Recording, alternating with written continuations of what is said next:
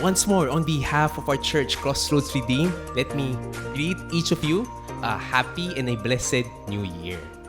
A blessed New Year sa inyong lahat. Yes, I know, marami sa atin naka-vacation mode pa. Yung mga utak natin, tinitignan ko yung mga mukha nyo. No? Si Miguel, pag titignan ko, oo, vacation mode pa ako, Pastor.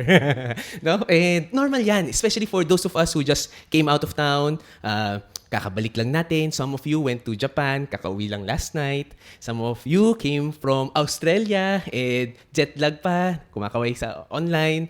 Meron galing Boracay, meron galing San Pablo, meron galing Batangas. Now, as for our family, we just came back from LA, that iconic place. And kitang-kita nyo sa aming mga mukha, no? Ang happy-happy namin kasi nakapunta kami ng LA kahit biglaan lang, no? Last minute siya. The mom of Tiffany, my mother-in-law, wanted to go to LA. So sabi niya, pwede ba mag-LA naman tayo? So siyempre, medyo elderly na si mom. Sabi namin, sige, pagbigyan natin. Which makes me wonder, how many of you have been to LA? Okay, meron, no? Meron, right? And do you know, ito na lang, sige, do you know what LA is known for? No, hindi Disneyland. Hindi rin Hollywood.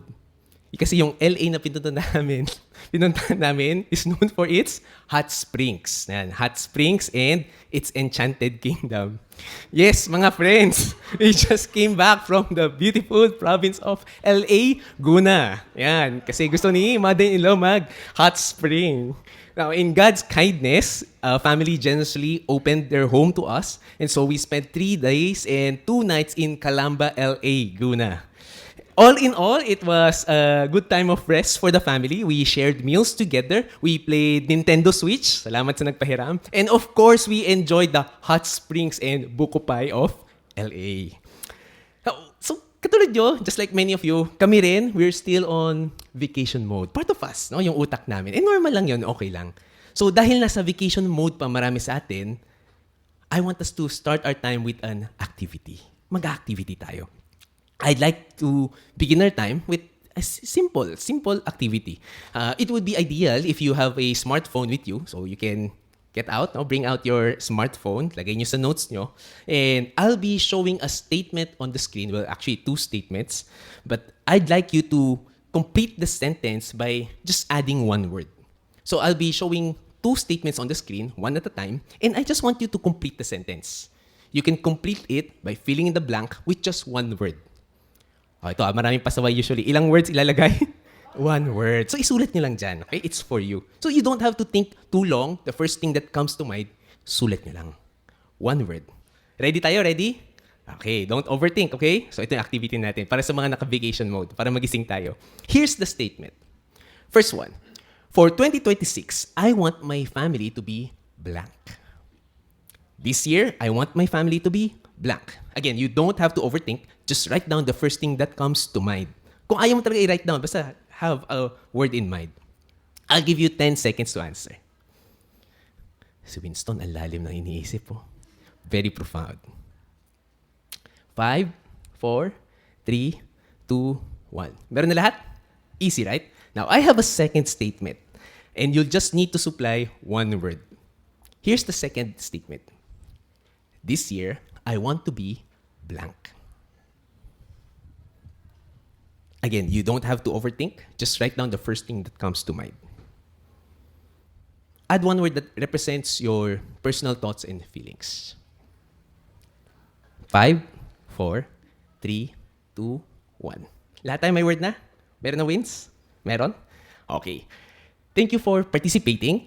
Now, I want you to look again at what you wrote down. And parehas ba yung sagot nyo sa statements 1 and 2? Some of you said yes. Some of you, hindi. And okay lang yun.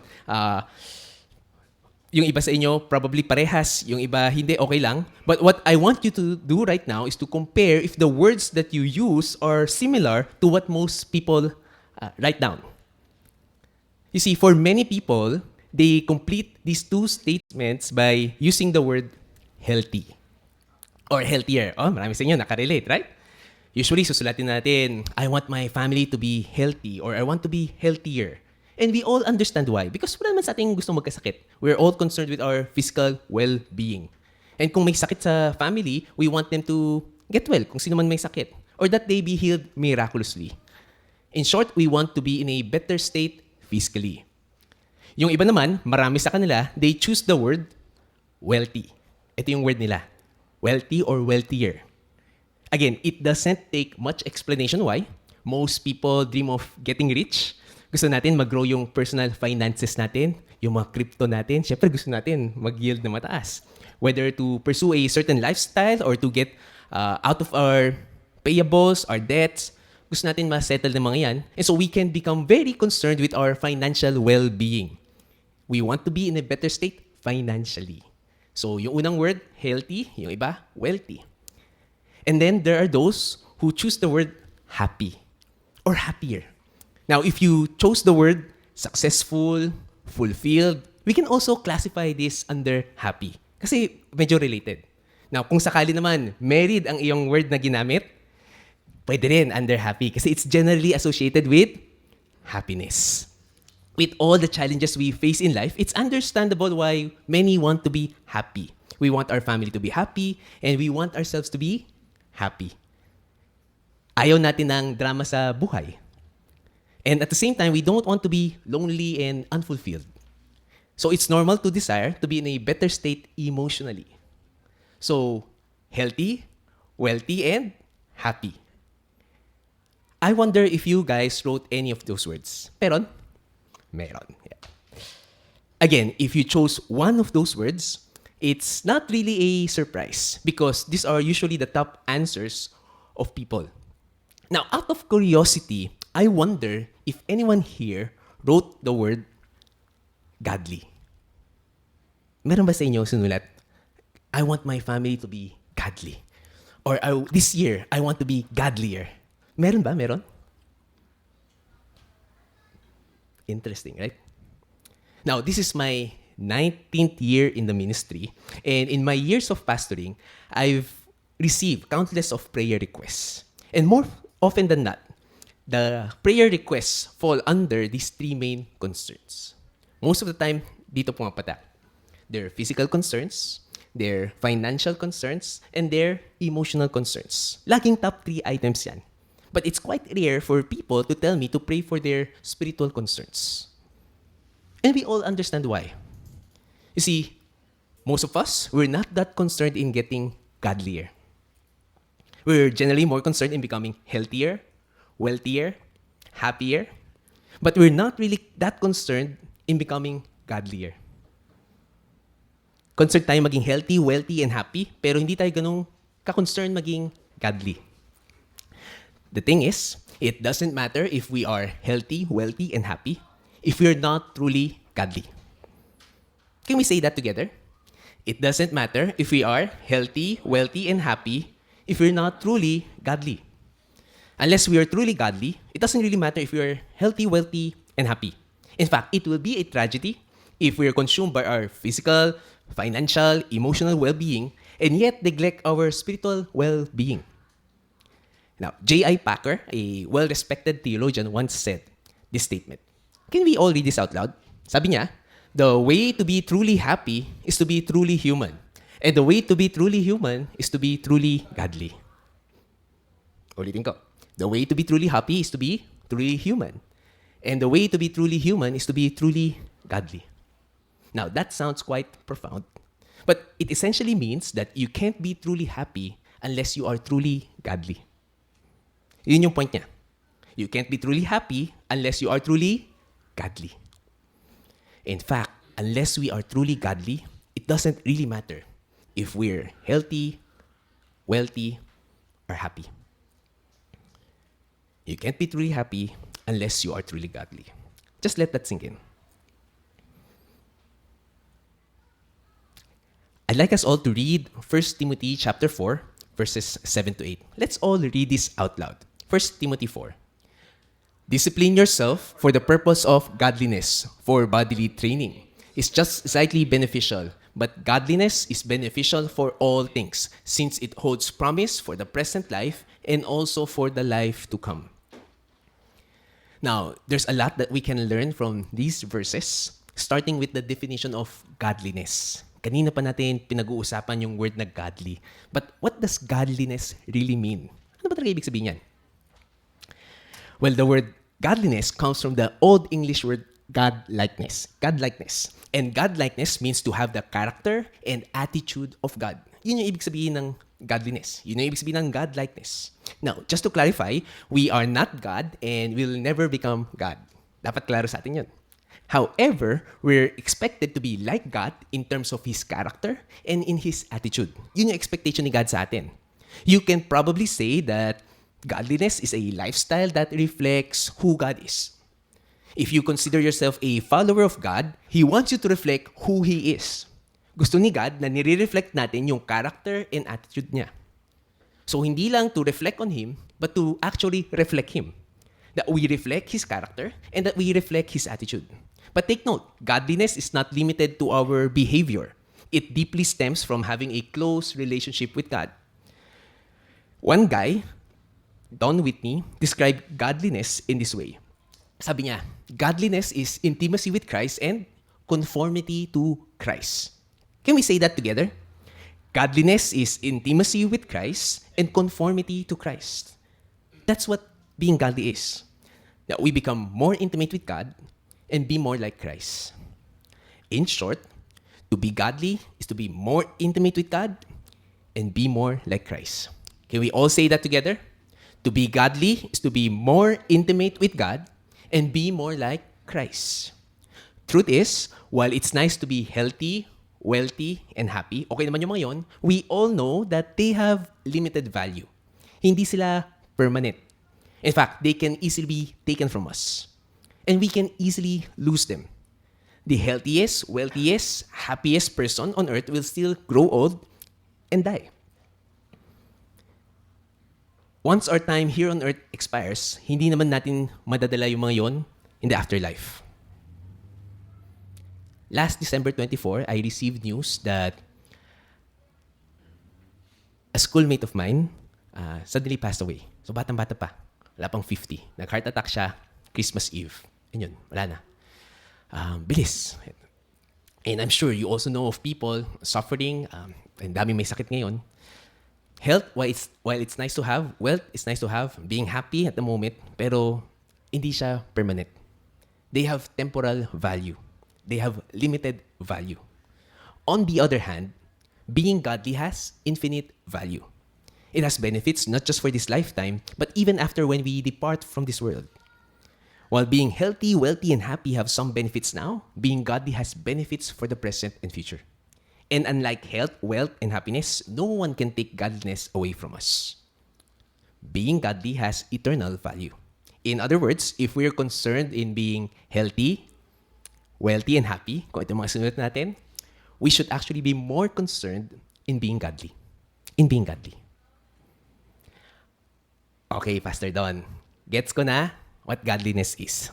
I now understand that godliness refers to a lifestyle that is consistent to the character of God. And it's to be more intimate with God and be more like Christ. Okay, ang definition na yan, Pastor Don. I also see the importance of being godly. Sabi mo nga, may eternal value yan. But my question is this. How exactly can a person become godly? How can a person be godly? What would it take for me to be godly and grow in godliness? Paano nga ba talaga? Well, it's good that you ask. Thank you for asking. Because this morning, we're starting the new year with a new message series. It's called The Habits of a Godly Person. Can we all say that together? Habits of a Godly Person. In this series, we look into godly habits to help us become godlier. You see, if there's something we need to understand today is that spiritual disciplines are the spiritual means to godliness. Spiritual disciplines are the spiritual means to godliness. There's no other way. If we want to be godly, we must devote ourselves to spiritual disciplines. We must commit ourselves to godly habits. Another way of saying it is that godly habits are God's means for us to have a godly lifestyle. Basahin nga natin yan. Godly habits are God's means for us to have a godly lifestyle. You can't expect to become godly if your habits aren't godly. And the Bible gives us numerous spiritual habits that every believer must practice. And this includes the discipline of praying, the discipline of Bible reading, sharing the gospel, meeting with believers regularly. And many of us are already familiar with those practices. And so for this series, what we'll do is study spiritual disciplines that we don't usually mention, we don't usually study. Disciplines that many believers neglect and take for granted.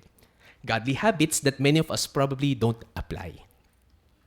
With that said, let's start with godly habit number 1. Ito yung habit natin na unang pag-uusapan. And that is the habit of biblical meditation.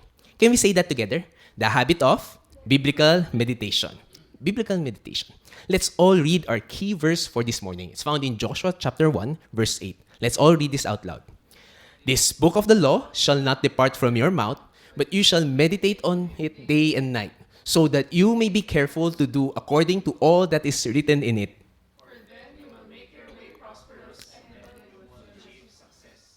For then you will make your way prosperous, and then you will achieve success. Meditate on it day and night. Now, what usually comes to mind when you hear the word meditation? Ano ba nasa isip nyo? If you're like most people, you probably picture a person who is in an Indian seat, in a yoga position, nagcha-chant with some mystical words. Ganon yung madalas na nasihipan ng tao pag narinig nila yung word na meditate. Problem is, that's the world's idea of meditation. Yan yung definition ng mundo pagdating sa meditation. And it's generally rooted in Eastern mysticism. It involves emptying one's mind. But that's not what biblical meditation is. You see, the Hebrew word for meditate conveys the idea of murmuring, muttering. Alam niyo, yung nagsasalita ka sa sarili mo, my wife likes to do this. No, my children would often, kayo din, no? Mahilig din kayo, no? Kung ginagawa, sino kausap mo? No, I'm just talking to myself. No, mahilig sila ganyan. Si Tiffany din, no? Nagsasalita ba nag-iisip? To mutter, to murmur. Like having a communication with oneself. The idea here is to muse, to ponder upon, and to weigh things carefully. So in contrast to the word's definition of meditation, biblical meditation is not the emptying of one's mind, but it's actually the filling of one's mind. Hindi siya emptying one's mind, but it involves filling one's mind. Let's take a look at some passages in the scriptures that talk about meditation. Let's look at Psalm 1, verses 1 and 2. Let's read this out loud. Blessed is the person who does not walk in the counsel of the wicked, nor stand in the path of sinners, nor sit in the seat of scoffers. But his delight is in the law of the Lord. And ano raw? And on his law, he meditates day and night. According to this passage, God's people are not to empty their minds, but instead they are to meditate on God's law. This time, let's all read Psalm 119, the longest psalm in the Bible. The longest chapter, actually. The psalmist said, I will meditate on your precepts. In verse 23, he says, even though rulers sit and speak against me, your servant meditates on your statutes. Verse 27, make me understand the way of your precepts, and I will meditate on your wonders. 148, my eyes anticipate the night watches, so that I may meditate on your word. And so what's common in all these verses is that meditation in the Bible involves the filling of one's mind. Fini-feel mo dapat siya, hindi mo siya in-empty. We don't disengage our mind in order to grow and let it float with any idea na kung ano-ano na lang ang papasok.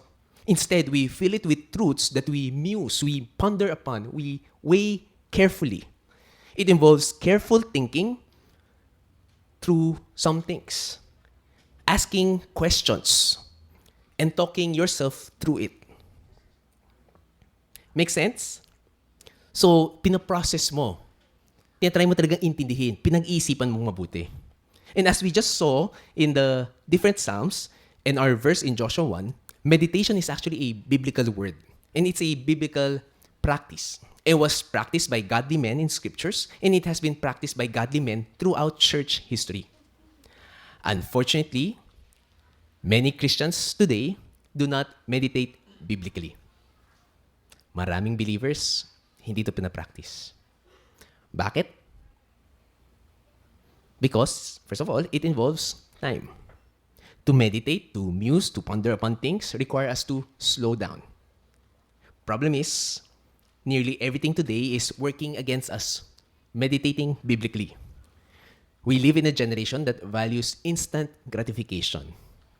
That's why sobrang mabenta yung mga instant products. Instant noodles, instant coffee, instant meals, yung mga bumiyahe sa atin the past days. Di ba? Kung nagmamadali, instant ganyan. If we want to talk to someone, meron instant messaging. If you want something fast, meron tayong instant delivery. I'm not saying that these things are wrong, but we've been conditioned in such a way that we find it extremely hard to slow down. Kasi sanay tayo sa instant. We like things given and presented to us in an instant. Problem is, biblical meditation can't happen in an instant. We'll need to intentionally slow down. It's hard to meditate when we're multitasking. Like kung nag-drive tayo, or when we're cooking, or exercising. Why? Because it takes time and focus to carefully weigh things.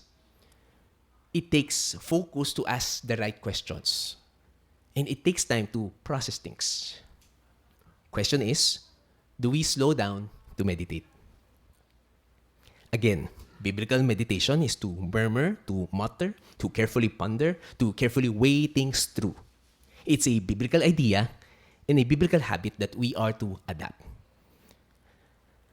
Now that we know the definition of meditation, what exactly should be the focus of our meditation? Ano ba dapat yung mini-meditate natin? Well, let's read again our text for the morning. Joshua 1 verse 8. Let's read this out loud.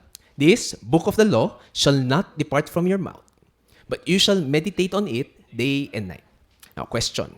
Who is the original recipient of this message? It's Joshua. And who is Joshua? Leader of the Israelites. God himself directly gave this message to Joshua, and Joshua was the successor of Moses. Tama ba? If you take time to read the first 7 verses of Joshua 1, you'll discover that Moses, God's appointed leader of the Israelites, just died. Now, sino ba again si Moses? This guy was the one who supernaturally led an entire nation for 40 years. You see, it was through Moses that God delivered the Israelites from slavery in Egypt. It was through Moses that Israel witnessed miracles upon miracles, including the 10 plagues, the parting of the Red Sea. But now, Moses, their hero, is dead. And so Joshua had enormous shoes to fill in. And this change in leadership couldn't have come at a more critical time. After wandering in the desert for 40 years, the nation was finally about to enter the promised land. They were about to enter a new territory. And there are surrounding nations more equipped for battle and ready to wage war against them. Now, question, if you were Joshua, how do you think you'd feel? Namatay yung leader, biglang ikaw na yung leader, ikaw na yung papalit, tapos lead mo yung buong nation, lalaban, gigera, one after the other, sunod-sunod. How would you feel? Pressured? Overwhelmed? Scared? Emotions some of us are probably feeling as we anticipate challenges this year. New territory, new challenges. Surely, if there's a direct message from God on how to be successful, we'd be glad to receive it, right? Kung meron direct message si God na, ito, para maging successful ka. Gusto mong malaman ko ano yun. Perhaps a leadership advice, a strategy that we can utilize. But interestingly, God's first words to Joshua had nothing to do with any of those.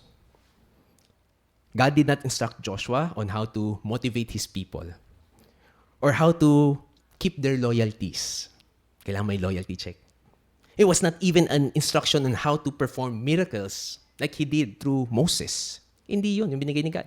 Instead, God's command for Joshua was for him to meditate on the book of the law. Joshua was to focus on God's revealed word and truth. Tama ba? This just shows us how important it is for God's people to meditate, to ponder upon and carefully weigh on God's word. If God saw Joshua, a man who is way godlier than us, as someone who needs to prioritize meditating on God's word, don't you think the same truth applies to us? Kung si Joshua nga, kailangan niya mag-meditate ng word ni God. Tayo pa ba? You see, the focus of our meditation is on God's revealed word. On God's revealed word. Now, some would probably say, Pastor, when Joshua was commanded to meditate on the book of the law, di ba, that was the first 5 books of the Bible? 5 books of the Bible pa lang nandoon. Yung nasulat at that time. Well, tama ka dyan. And that only shows how blessed we are because we live at a time when we already have the full revelation of Scriptures. All 66 books of the Bible have been compiled, and as a result, we see the large picture and not just a book that is full of commands. Kompleto na yung Bible. Since we have both the Old and the New Testament, we have access to promises that have been revealed and fulfilled through the Lord Jesus Christ. This is also why we need to read and interpret the Bible through the lens of Jesus Christ. You see, the Bible is not just a book of do's and don'ts. Akala na marami, instruction book lang siya. Full of Sunday school stories telling us what to do and not to do. But the Bible is way more than that. The Scripture tells us who God is, who we are, and what God is doing.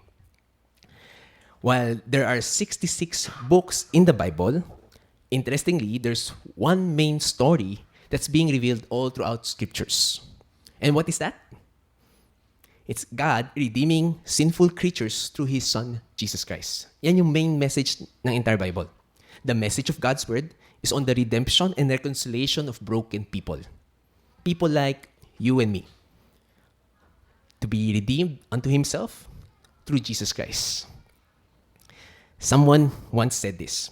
Sabi niya, when we meditate on the revealed Word correctly, we will be meditating on the living Word correctly. Who's the living Word? Jesus Christ. Scriptures is God's revealed Word. Jesus is God's living Word. Jesus is the ultimate object of our Christian faith. Remember, our goal in meditating on Scriptures is not to know the Bible. Our goal in meditating biblically is to be godly, to become godly. Ang goal, hindi lang magbasa ng Bible or to know a lot of things. The goal is to become godly. And ano ibig sabihin ng godliness? Again, to be more intimate with God and to be more like Christ. That's the ultimate goal. We meditate on God's Word not merely to understand the Bible. We meditate biblically because it is a means to godliness, to grow more intimate with God and be more like Christ. Our goal in meditating biblically is to be godly. Okay, Pastor Don. Gets ko na. Yung pala yung focus ng meditation. Word ni God. And we practice the habit of meditation to become godly. Pero Pastor, how come? I know of people who read the Bible a lot, but they don't seem to become godlier. May kilala ba kayo mga ganon? Parang dami nang binabasa. Lagi naman nagbabasa. However, hindi naman sila godly. Even when they read the Bible, they're not growing in intimacy with God. Hindi rin naman sila becoming more like Christ. Bakit ganon? You see, reading the Bible is different from meditating on God's Word. You can read the Bible all you want, but if you don't meditate on it, nothing will happen. Reading the Scriptures is different from meditating on Scriptures. It is said that reading gives you a breadth of Scriptures. And we need to have a breadth of Scriptures. If we are followers of Christ, we need to be reading daily to nourish our spirit, just as we need to eat daily to nourish our bodies. Kailangan yon. But we also need the depth of Scriptures. Hindi lang breadth, but also the depth of Scriptures. And it comes through meditation. More than Bible reading, it involves careful thought, careful pondering, and musing and processing. Now, personally, I have a goal of reading through the entire Bible each year. And I think I've shared this to many of you. So last December 31, kakatapos ko lang uli. And tinignan ko yung Bible app ko kung nakailang years na ba ako using YouVersion. So, since I started YouVersion in 2015, naka 10 times ako nakakomplete ng Bible in 1 year. That was the time na nag-app na ako. Before that, physical Bible ako.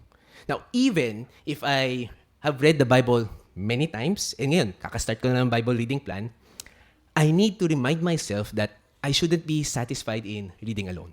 Kasi hindi yun yung goal. I need to intentionally meditate biblically.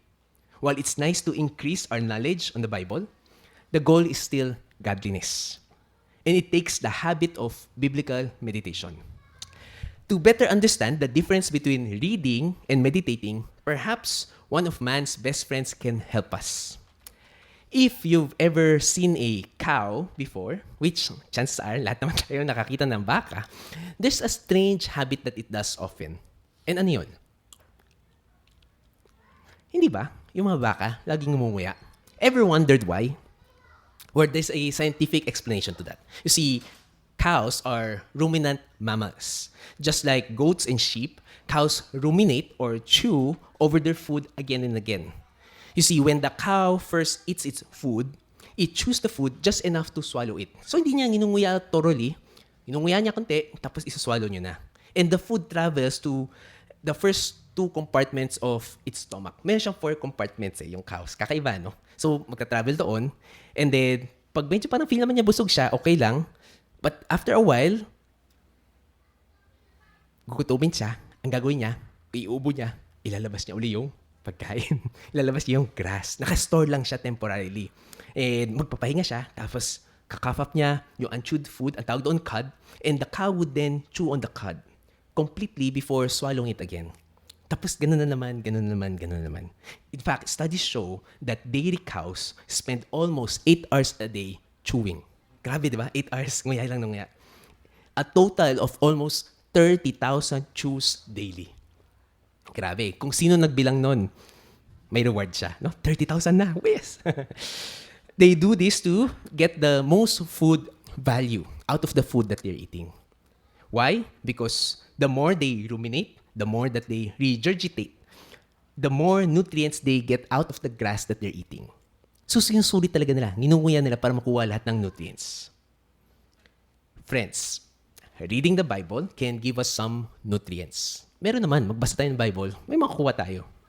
But there's so much more nutrients when we meditate, when we chew on God's Word, when we ruminate, when we regurgitate, and talagang ginunguya natin yung word niya. If the cow does not regurgitate the cud to get more nutrients out of it, ano mangyayari sa cow?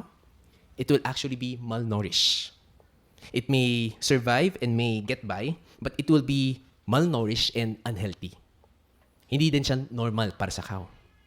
Sadly, we have too many malnourished believers today.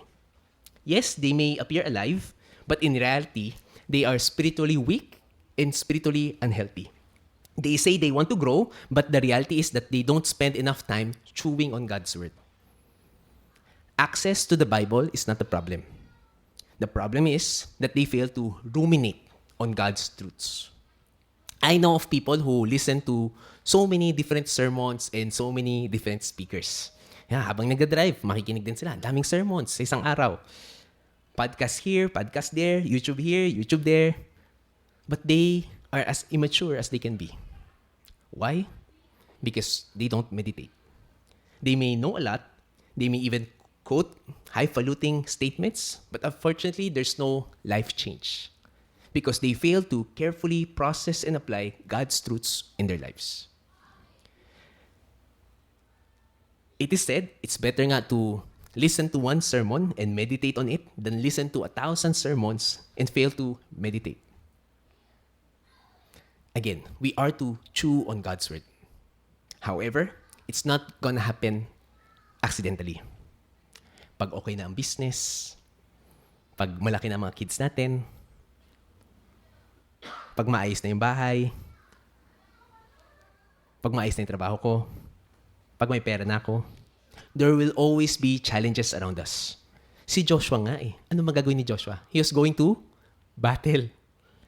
Pero ang sabi ni God, mag-meditate ka on God's Word. We need to prioritize to intentionally slow down and meditate biblically. Okay, Pastor Don. Grabe, New Year na New Year. Sermon agad. Pero sige, gets ko na. Yun pala dapat ang focus na meditation. God's Word ang focus niya and yung chew natin dapat, no? Nginunguya natin. Yun pala ang ibig sabihin yun. As we meditate on God's written Word, we'll ultimately meditate on God's living Word. But how often should we meditate on God's Word? Ito na.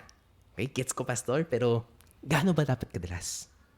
What should be the frequency of our meditation? Well, let's read our passage once more. Let's read this out loud. This book of the law shall not depart from your mouth, but you shall meditate on it day and night. Our passage says that God's people should meditate on God's Word day and night. Now, ano ibig sabihin ng day and night? Pastor, grabe. Does this imply that we should spend the whole day in front of the Bible? That we should all quit our jobs? And that we forget our other responsibilities kasi umaga, tapos gabi? Obviously, that's not what the text means.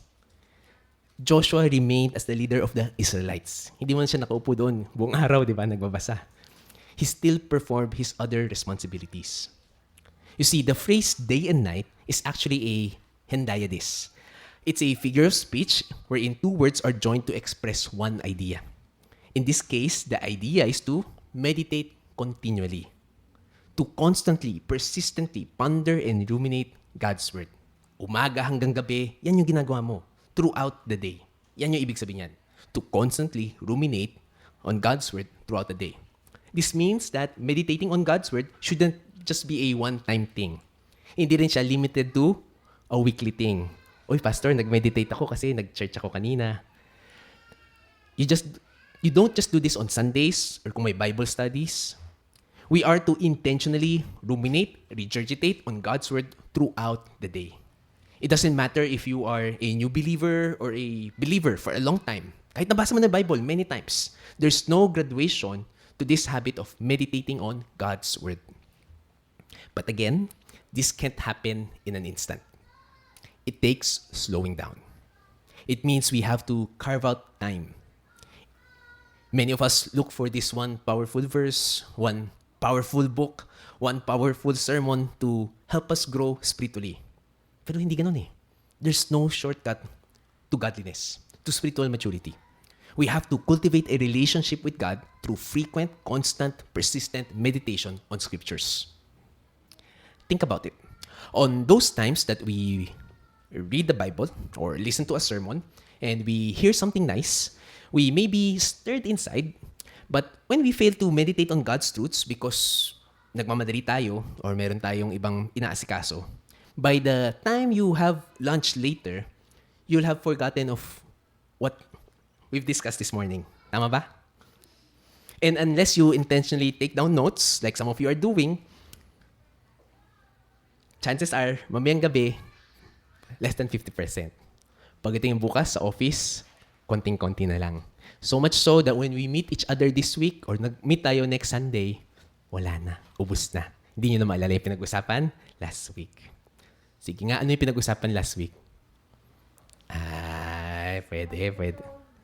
Kasi nagme-meditate kayong dalawa, di ba? Sino ba yung parents nyo? Good job, ah. Kaya nga nag-meditate tayo. Most of the things we hear, we read, we fail to remember already. Di na natin maalala. What will happen if during our time of worship, we take down notes? During our worship gatherings, we really listen carefully, sulat natin yung mga key insights, yung mga key points. Hindi tayo mag-multitask, tumitingin ng score o tumitingin ng news or ng Facebook natin. And talagang pinag-isipan natin. And then in the evening, you take out your notes, basahin nyo, and you begin to sit before the Lord to reflect upon what you've learned. Ano nga ba yung passage kanina? Joshua 1 verse 8. Sino ba si Joshua? Oo nga. Meditate daw. Day and night. Night na. Okay. Nag-meditate ba ako? Ano ulit pinag-usapan? Ano yung meditate ko? Oo nga pala. To reflect on how exactly God wants us to respond. To reflect on what we've learned and paano ba tayo dapat mag-respond. What will happen if we continue to reflect on God's word throughout the week and to actually act upon it. Hindi lang narinig natin, meditate yan, maganda yan. Pero Monday, Tuesday, Wednesday, wala na. Hindi naman tayo nagme-meditate. What will happen if we read our Bibles every morning, write down our insights, and we meditate on it throughout the day? But again, many of us will say that we are busy. Pastor, that's nice to hear, but I don't have time. 3 na anak ko. Ay, 1 lang, pero grabe din siya. Ang daming trabaho. There's just no time to do it. Again, to whom was this command originally given? Si Joshua. And sino again si Joshua? He was the leader of the Israelites. Now, how many people do you think Joshua led?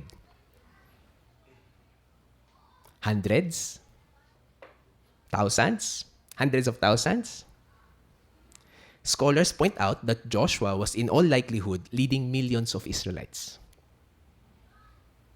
And he was about to engage in multiple wars. Hindi lang isa. Think of the responsibilities he had. Now, who among us here can say that we have more on our plate than Joshua? Still, God told Joshua that it's necessary for him to meditate on his truths day and night. You see, we all have time. Time is not the problem. Our problem is our priority. This means we have to say no to a lot of things if we are to prioritize meditation. Often, it will probably be saying no even to good things. Like our work, kailangan mayroon tayong hard stop. Like our pastime, mahilig tayo sa phone. Some of us, Facebook, Netflix, YouTube, TikTok. Meron ba sa inyo TikTok? Friends, we're not busier than Joshua. We do have time. Okay, Pastor Don. We are to meditate on God's word day and night. Klaro na, klaro. There's no such thing as a graduation or vacation when it comes to meditating on God's word. But sige nga, what should be the byproduct of our meditation? Is there a fruit that we should expect? Well, let's read again our passage. Basahin natin together. This book of the law shall not depart from your mouth, but you shall meditate on it day and night, so that you may be careful to do according to all that is written in it. Apparently, the reason for Joshua needs to constantly meditate on God's word is for him to be able to follow God all his days, so that he'll be careful to do according to all that is written in it. Tama ba? Not just partial obedience, but complete obedience. Careful to do according to all that is written in it. Lahat-lahat. In the same way, we are to meditate on God's word day and night so that we'll also be able to truly follow God. You see, if you are a true follower of Christ, you would not want to be a hearer only. Sabi sa James 1 verse 22, do not merely listen to the word and so deceive yourselves. Do what it says. Unfortunately, many only remain as hearers most of the time. Naririnig natin, pero hindi natin ginagawa. It's one thing to feel convicted. It's another thing to act upon that conviction. You see, for many, when they listen to God's word, they sense God telling them to do something. Whether that's to start, stop, or change something in their life, to turn to Him. But many fail to act upon His word. True biblical meditation will lead us to submission to God. True biblical meditation will lead us to alignment to His ways. It will involve confessing our sin. It will involve repenting and changing our minds. It will involve changes so we don't continue to live that way. The fruit of meditating biblically is that we carefully do His word. That we grow in intimacy with God and we grow in conformity to Christ. Now, what was God's promise to Joshua if he followed all of His commands? Ano sabi niya?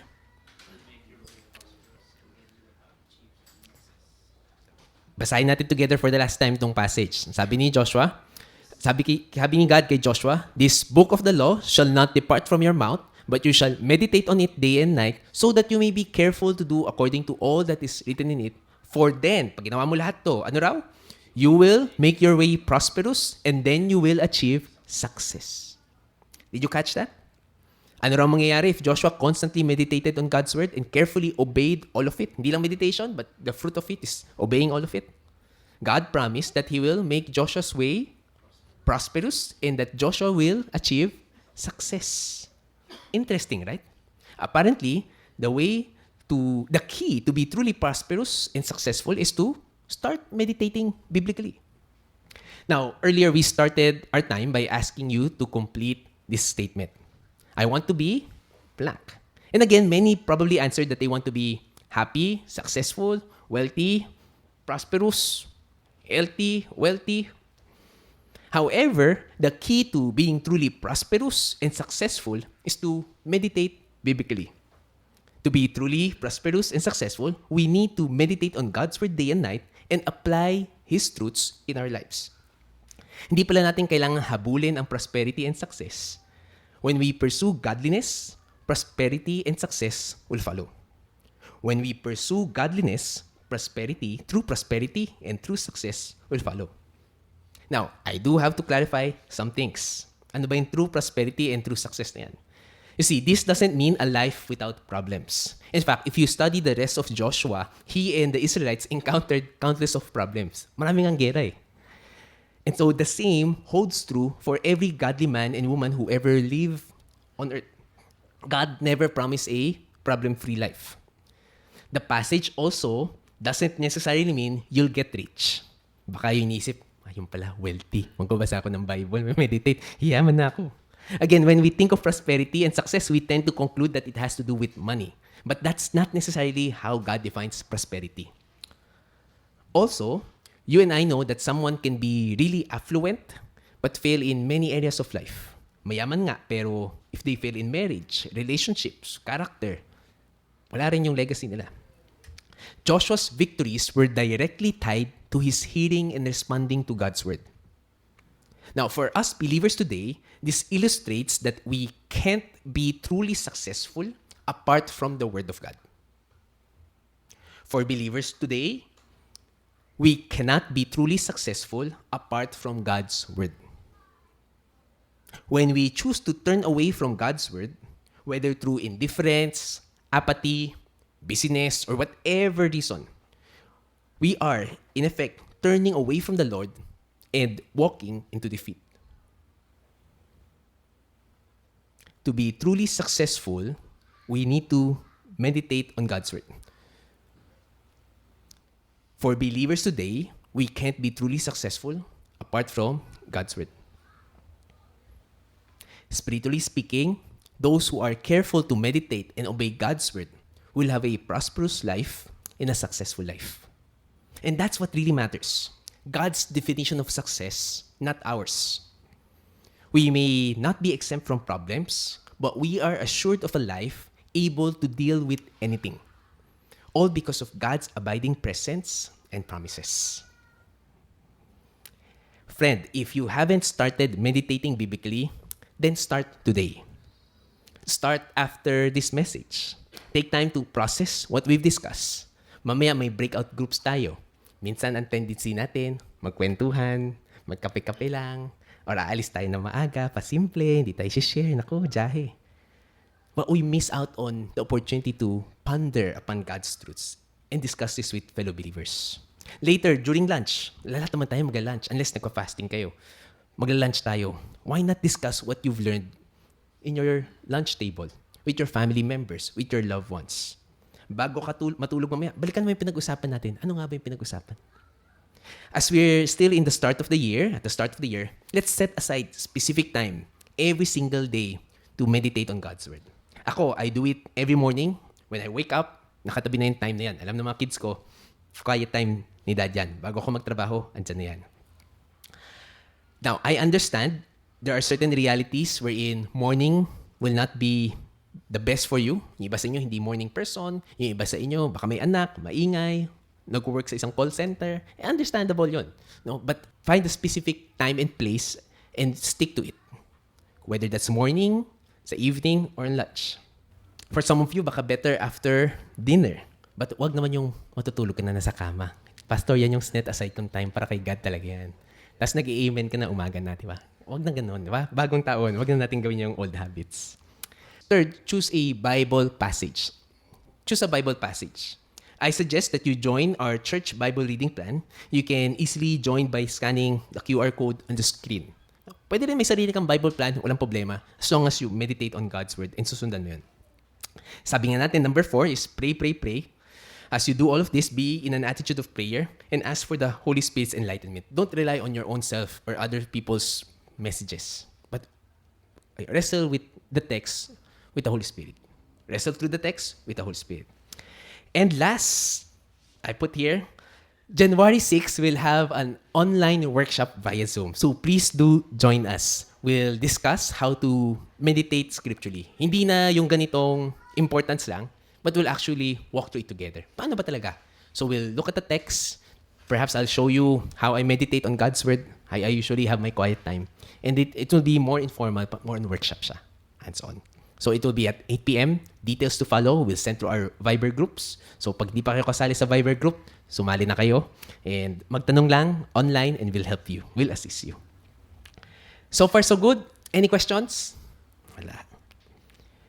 Friend, unless we're truly godly, it doesn't really matter if we are healthy, wealthy, and happy. The first habit that we need to discipline ourselves is a habit of biblical meditation. We are to chew on God's Word day and night. It takes time, so let's give time. Meditation breeds meditation. The more you do it, the more you want to do it. Let us pray. Heavenly Father, thank you for your holy, living, and active Word. We're reminded that true wisdom, true success, true prosperity don't come from our own efforts, but they are produced from walking closely with you through your Word. Lord, plant your Word deeply in our hearts. Teach us not to merely hear it, but to really treasure it, to meditate on it day and night, and to let your Word shape our thoughts, shape our choices, shape our lives. And Father, whenever we are busy, whenever we are distracted, whenever we are weary, please draw us back to your truths. When we are fearful or uncertain, please anchor us in your promises. And give us obedient hearts that delight in doing your will, not out of duty alone, but out of genuine love for you. And may our lives reflect the wisdom that comes from walking in step with your Word. As we face this new year, we place our full confidence in you and in your sovereign ways. May we trust you fully. May we obey you faithfully. And may we experience the blessing of living in your presence. Father, we offer ourselves to you for your glory and for your purposes. In the mighty name of our Lord Jesus Christ, we pray all these things. Amen and amen.